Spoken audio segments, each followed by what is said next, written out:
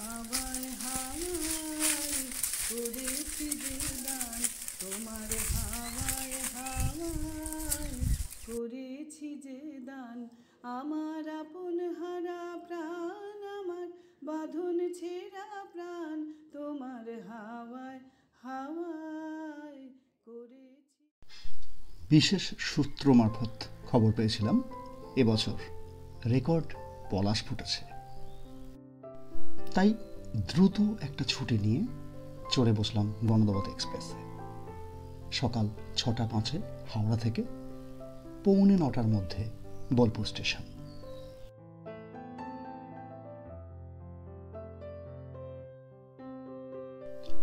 Station থেকে বেরিয়ে আমরা কি চাই, অর্থাৎ পলাশ দেখতে চাই, ঠিক কোনখানটা যেতে হবে টোটো বন্ধুকে সুন্দর করে সেটা বুঝিয়ে বললাম এবং ভাড়াপত্র ইত্যাদি ঠিক হলো।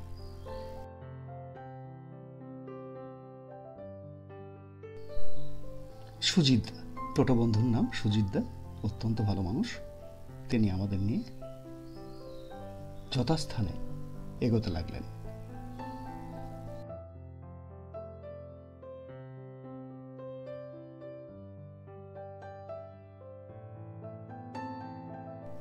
তবে একটু আপনাদের জানিয়ে রাখি, এই ভিডিওর মাধ্যমে থাকা, খাওয়া, বোলপুর বেড়ানো কোনো তথ্য রাখব না। সেটা সামনের ভিডিওতে আসছে এবং সেটা আপনাদের খুব ভালো লাগবে আশা করি। এই ভিডিওয়ে শুধু দেখাবো পলাশ, রবি ঠাকুরের পছন্দের ফাগুন বউ এবং অবশ্যই বেগুন ভেলিয়া। আমাদের টোটো ভুবনডাঙ্গা পার হয়ে শিক্ষানিকেতন শিক্ষা ভবনের রাস্তা ধরল। আর ঠিক এইখানেই দেখা ফাগুন বউয়ের সঙ্গে। আপনি দেখে মুগ্ধ না হয়ে পারবেনই না। আসলে আমরা চলে এসেছি এখন শ্যামবাটি, খুব পরিচিত জায়গা। এই মোড় ফুলের জলসা বলতে পারেন। সেখান থেকে আমরা এবার ডান দিকে লাল বাঁধের রাস্তা ধরব। সেখানেও অসম্ভব ফুলের পসরা দেখতে পাচ্ছেন।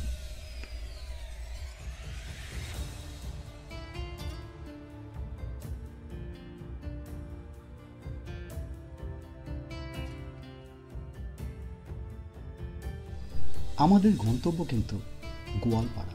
এই যে আই লাভ বোলপুর লেখা, এর একটা দিক গেছে প্রান্তিক, একটা দিক খোয়াই, একটা দিক শান্তিনিকেতনের ভেতর এবং আর একটা দিক গোয়ালপাড়া। আমাদের গন্তব্য গোয়ালপাড়া।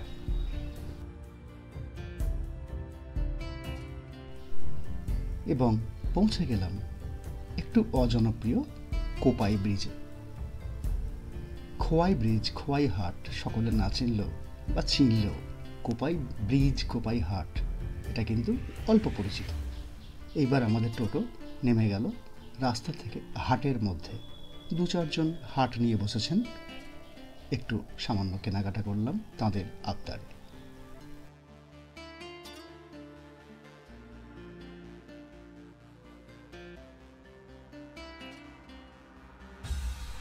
বিশ্বাস করুন, এই জায়গাটা টোটো বন্ধুরও খুব অপরিচিত।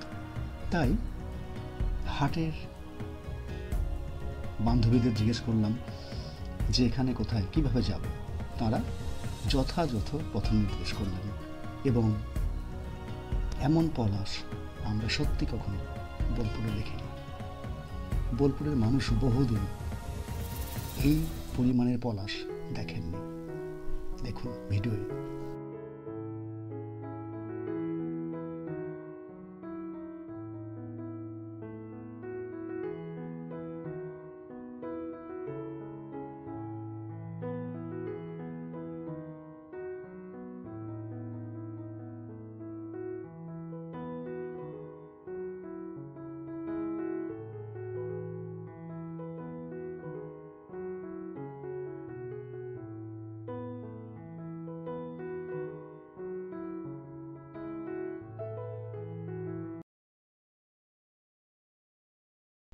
আমরা ক্রমশ নিচের দিকে নামছি, অর্থাৎ কোপাই নদীর দিকে, এবং সেটা বেশ ঘন জঙ্গলের মধ্যে দিয়ে, এবং এই জঙ্গলের মধ্যেই তো পলাশের একচ্ছত্র রাজত্ব।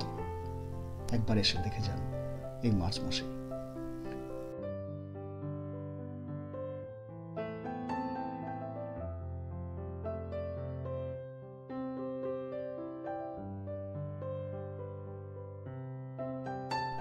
তবে এইটুকু কথা দিতে পারি, এই ভিডিও দেখতে দেখতে আপনি স্কিপ করবেনই।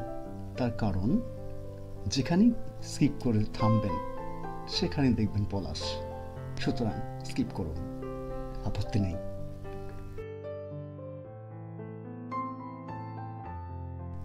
এই জায়গাটা একদম জনশূন্য, একদম নিরাপদ, মানুষ নেই, জন নেই। সামান্য কয়েকটা পাড়ার ছেলে, এখানকার লোকাল ছেলে ছিল, তারা আমাদের আরো সুন্দর করে দেখিয়ে দিলেন কোনখানে কোনখানে পলাশ আছে।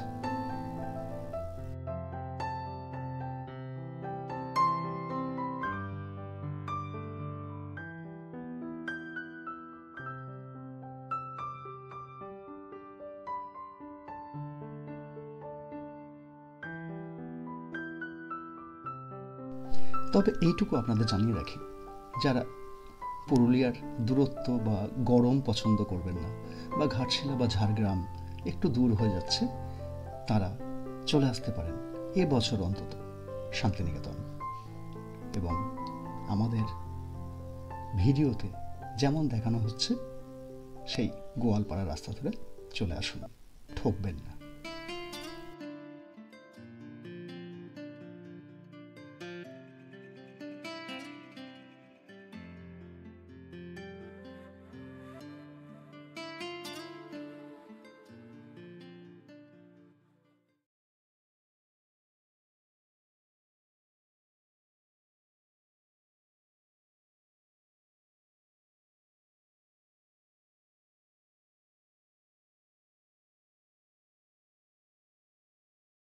তোমার অশোকে কি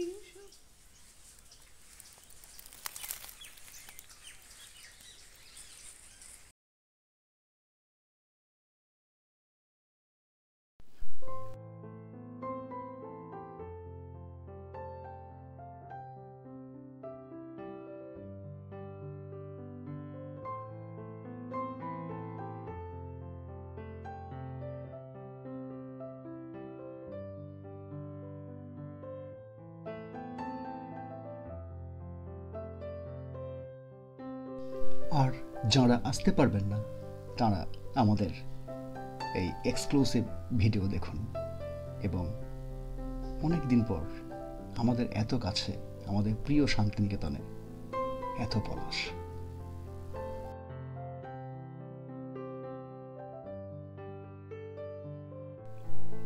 ভিডিওটা ভালো লাগলে অবশ্যই লাইক করে উৎসাহিত করবেন, এবং যারা সাবস্ক্রাইব করেননি এখনো করে নিতে পারেন, কারণ শান্তিনিকেতনের উপরে আরও অসাধারণ ভিডিও আসছে আর মাত্র কয়েকদিনের মধ্যেই।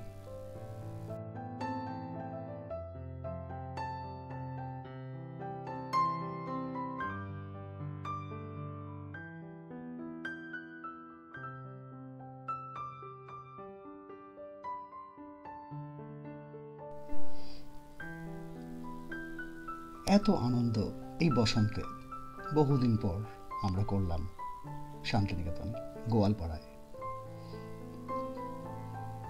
চলে আসুন।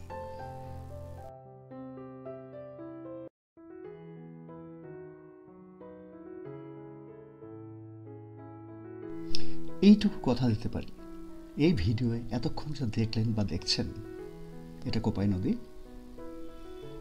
যাই হোক, সেটা কিন্তু মনে হয় একটু অন্যরকমের দেখছেন। আশা করি এমন ভিডিও আরও তৈরি করতে পারবো আপনাদের জন্য। পাশে এনেছো